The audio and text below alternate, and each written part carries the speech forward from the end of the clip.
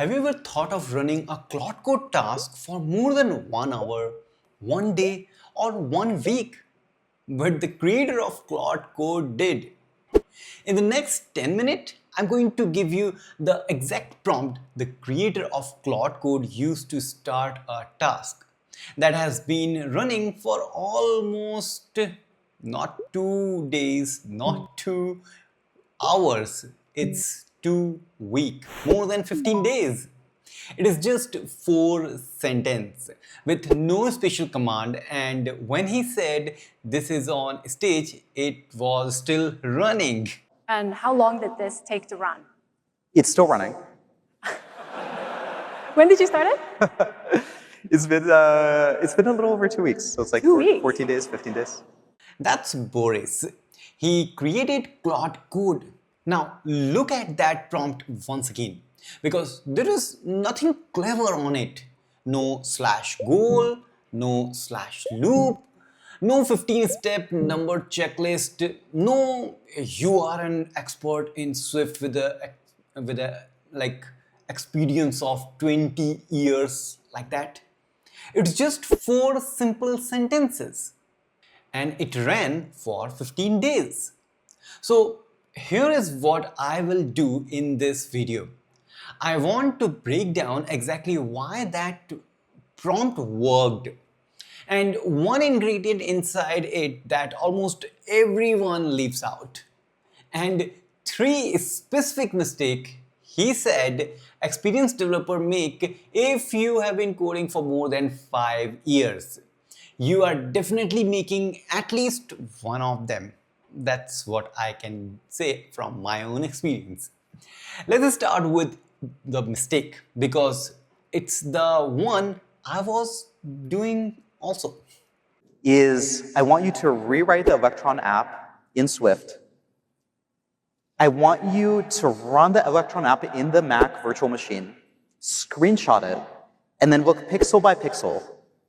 Compare it to the Swift version. Don't stop until you're done. 3 words in there: task, guardrail, exit criteria. That's the whole structure. Let me map it back onto the 15-day prompt so you can see it clearly. The task: rewrite the Electron app in Swift. That's it. One line. It's like a goal. He didn't tell it which file to start with, he didn't tell it the architecture, he even didn't tell it about the folder structure. Just one line. Then comes the guardrails. Run the Electron app in the Mac virtual machine, screenshot it, compare pixel by pixel. That's not an instruction about how to write Swift code. That's actually a boundary that tells the model what correct actually mean. And finally, the exit criteria. Don't stop until you have done. Now, have you noticed what's missing? There is no step-by-step behavior because the moment you write step 1, step 2, step 3, you are actually capping the model's own imagination. It's like you are telling an AI to walk on a straight line that can spin thousands of sub-agents. But the guardrail is the thing that everyone skips. And Boris says it's the single most important thing.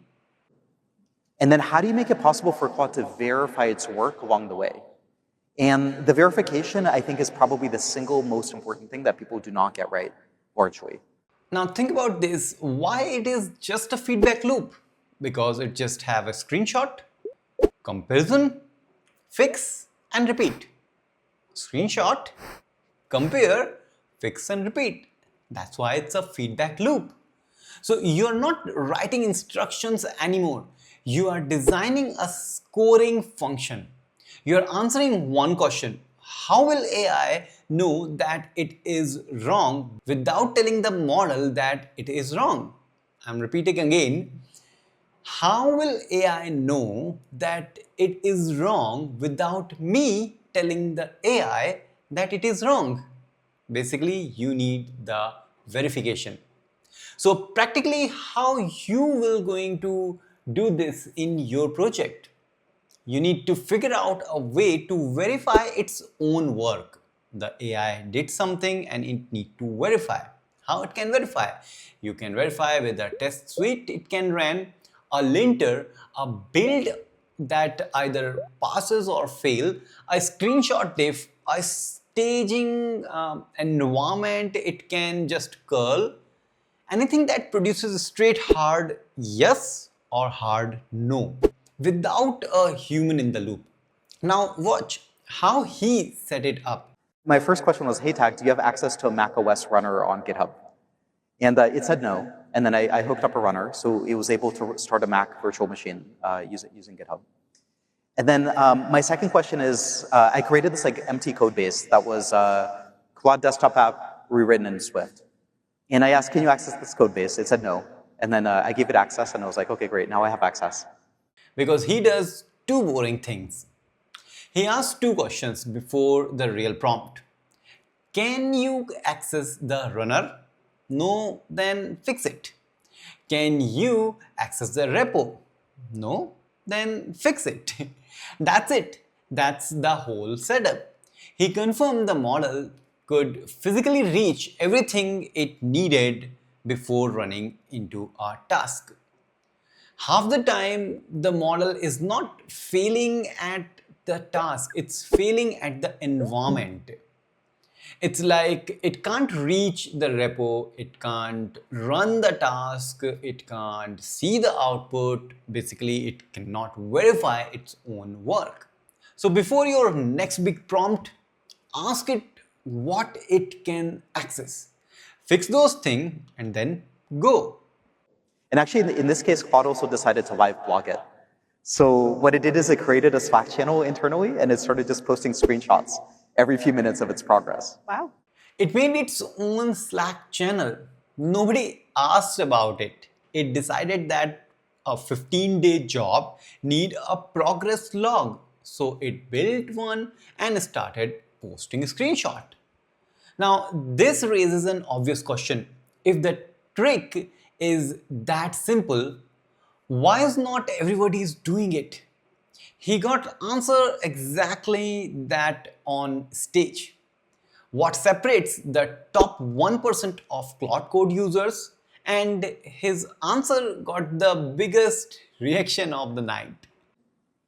And I guess what is separating the people here that can become the top 1% Claude Code users? How can people learn to use Claude Code like Boris? Maybe like, don't listen to the LinkedIn influencers.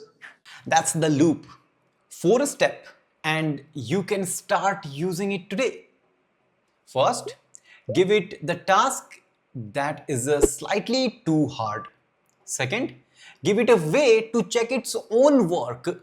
Third, watch where it actually struggles, not where you think it will going to struggle. Now, fourth is fix that specific gap. That could be a better prompt, a skill, or an MCP if it's missing context. Then repeat. That's the whole method. No magic rephrase, no prompt template you paste at the top. One thing I want to be straight with you about. This was a stage talk by the person who built the product at his own company's event. When he says things like coding is solved, he actually believes in it. So take the method seriously, take the marketing with a pinch of salt. The 4-step loop is real and it costs nothing to test. So here is your homework and it's simple task. Pick something in your project you have been assuming is too big for an agent, a migration, a test suite you never wrote, a refactor you keep postponing. Write 4 sentences, the task, the guardrail, how it verify, and don't stop until you are done. Confirm it can reach everything, like have the proper environment, and then fix it, then let it go and live its all the life. So comment below what you have tried, and I genuinely want to know how far people can push this. But if you want to know more about prompting and how it works, check out this video.